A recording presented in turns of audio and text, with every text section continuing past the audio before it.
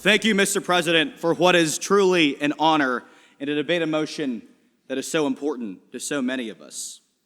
Before I begin my speech, let me delimit something and make something crystal clear. When this motion uses the word China, it does not mean 1.4 billion citizens of the PRC. It does not mean all persons of ethnic Chinese descent, like myself or the librarian, University College. But what it does mean is that terrible communist regime, that government which is a threat to our freedom, our liberty, and indeed our way of life. My speech has 3 points.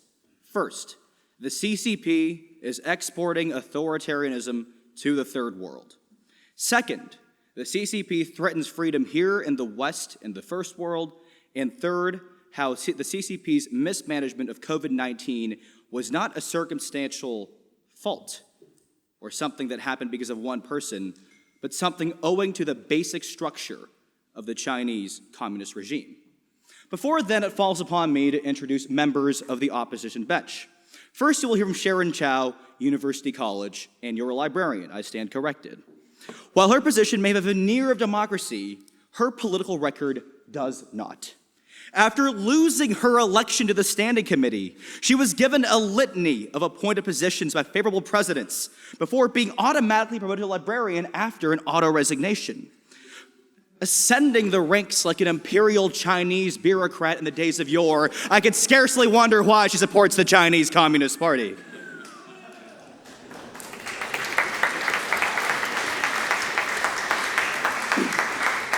Second, we will hear from the ex-elected member of Standing Committee Christchurch, Ms. Cindy Yu, an assistant editor at The Spectator.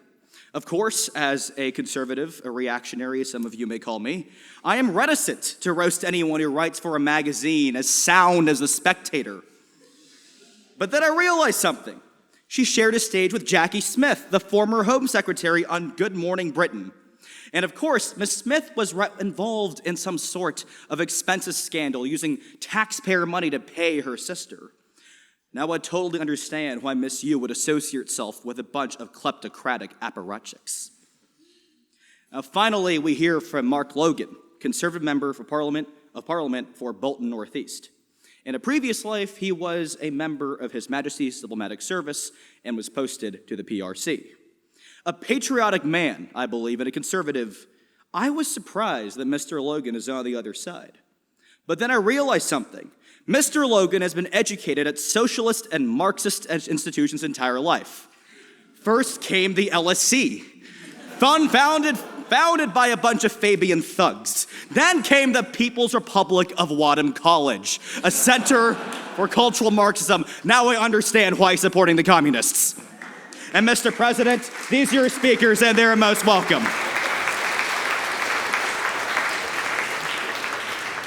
Now, of course, as someone who loves definitions and words and Antonin Scalia's textualism, it falls upon me to define what way of life and existential threat actually means. Way of life. Well, we must first understand way of life in the context of this House. This House is the Oxford Union. God willing, we'll be voting on those doors for and against this motion. Democracy is a way of life. Free speech. This term especially, thanks to the great leadership of the president, we've held motions that challenged the most controversial issues here today. Free speech is a way of life. This union has many ROs. A legal system. Due process is a way of life.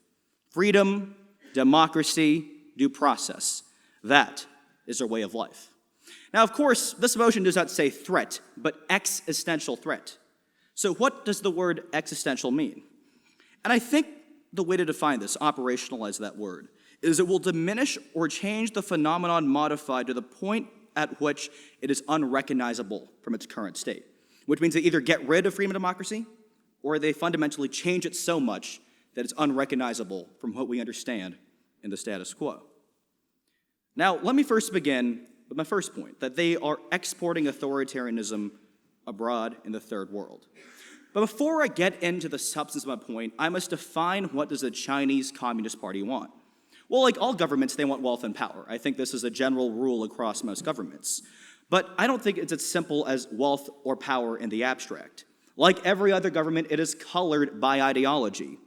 In the case of the CCP's ideology and narrative, they had a century of humiliation, the Opium Wars in the 1840s till Mao Zedong's takeover in 1949. But with the communist takeover, according to those Reds in Zhongnanhai, what they're saying is there will be a century of rejuvenation where China will recover its past position as a major economic and political world power. First a regional hegemon, then a global hegemon. That is their goal. So they're not pursuing any form of wealth and power, but a particularized form based upon ideology, at least to some extent, where China is a world power and a hegemon. This looks at control over trade routes and investment across Africa and Eurasia. It looks like political power over countries previously reliant upon the US as a security guarantor. Now, how are they exporting authoritarianism to the point in which democracy is under threat on an existential level? Let's first look at the immediate region.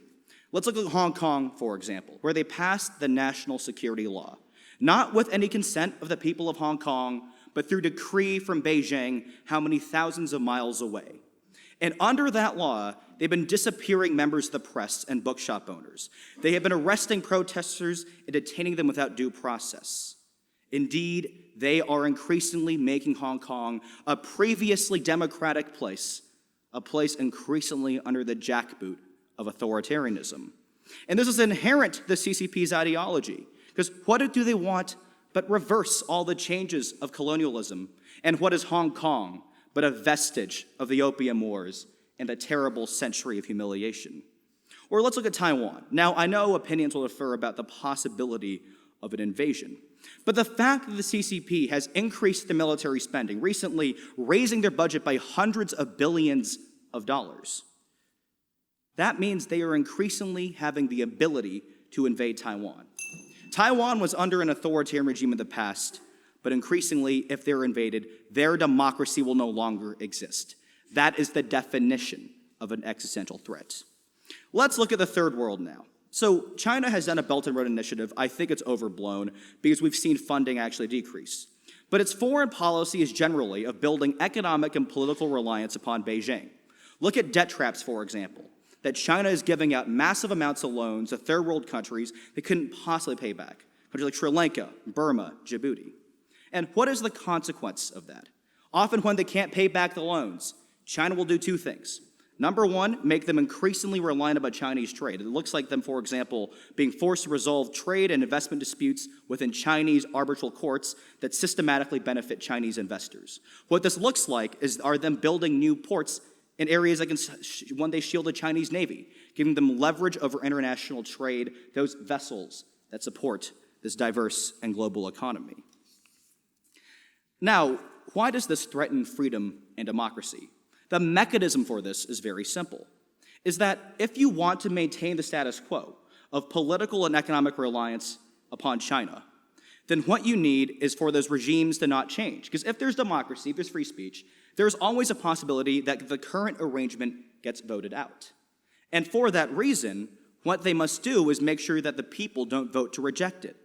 And the CCP has been doing this to many of their new tributaries, countries like Ethiopia, Zimbabwe, Kazakhstan, and Ecuador. What they're doing is exporting their new surveillance state, sending their technologies not only to spy upon 1.4 billion helpless Chinese people, but for that to be exported to these new authoritarian regimes to suppress new movements for democracy. Last year and the year before, the people of Kazakhstan wanted more freedom. They protested initially because of a labor dispute, which became more political over time. But there, they were randomly imprisoned and detained indefinitely with no due process. Their speech was limited because of Chinese surveillance.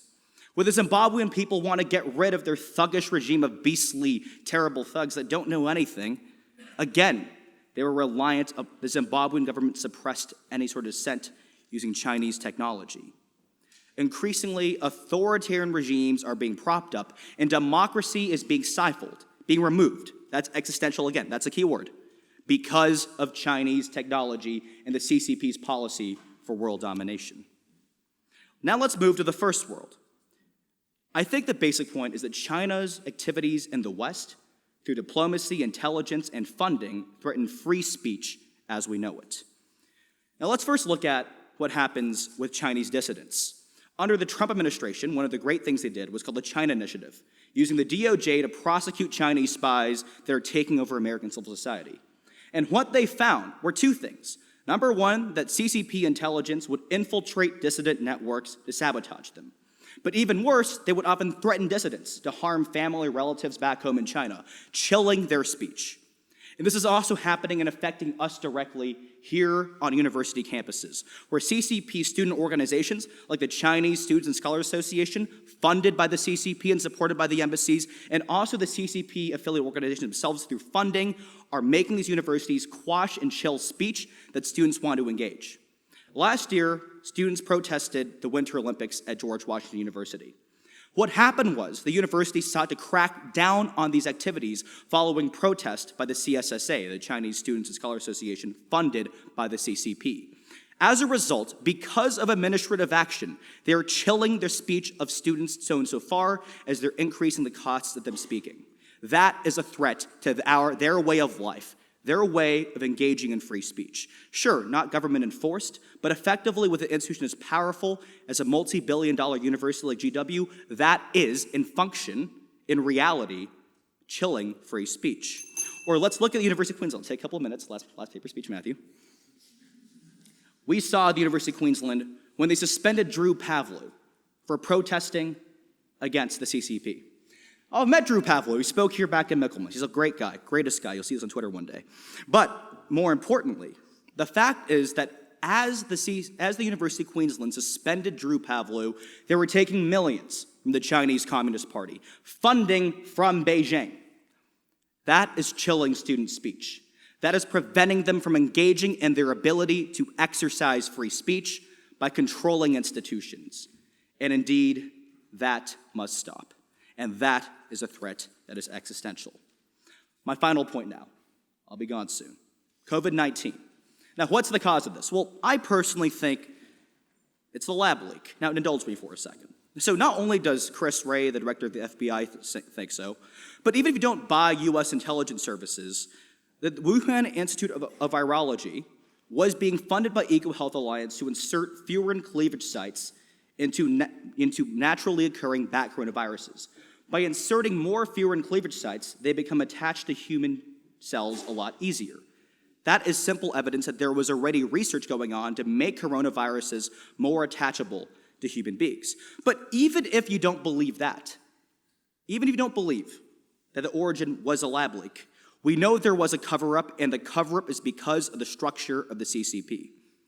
We see this because, for example, when Li Wenliang, who said there was a virus, who said there was a pandemic, when he said that, he was reprimanded. Then he died on a ventilator. We know this because the CCP made unusually quick advancements in the COVID vaccine, so much so that multiple genealogists have said it's very likely that they actually found the sequence of COVID-19 back in November 2019, months before most of us knew what COVID-19 was. That is evidence of a cover-up. Now, why is this a structural cover-up? Not because of any particular person messing up, because of the system. And the reason for that is because the source of power or legitimacy for a lower-level Chinese official is not through democracy, but appeasing your higher-ups, which means you do not want to report things that screw you over. Li Keqiang, who is the outgoing premier of China, has something called the Keqiang Index, which means that instead of looking at reported GDP figures that are almost always fake news, he must instead rely upon freight figures to find out the data. This is evidence that there is simply a lack of upwards accountability in China. And that proves the CCP covered up COVID and made the pandemic worse. And what did COVID do to us but threaten our way of life? We couldn't go out. We couldn't see our friends. Mental health incidents skyrocketed. And governments reacted through authoritarian measures, instituting mask mandates, vaccine mandates, and lockdowns, not by passing any law, by the way, but creatively reinterpreting broad statutes, effectively abrogating the responsibility of the legislature and letting the executive make law. That is a fundamental threat to democracy. Now, you might say the onus is not on the CCP to do what Western governments do. Two responses. Number one, the World Health Organization, funded by the CCP, recommended these measures. But number two, insofar as they made it worse, it only allowed the governments of the West to engage and rabid authoritarianism. And that authoritarianism threatened our economic life, but also democracy by allowing executive branches to make laws rather than our legislative branch. These kind of wholesale delegations that completely ruin the point of the separation of powers. So I want to end with some words in Chinese from the communist anthem. 起来，不愿做奴隶的人们. Arise, you who wish not to be slaves. And that's what I wish for the people of the People's Republic of China. Thank you.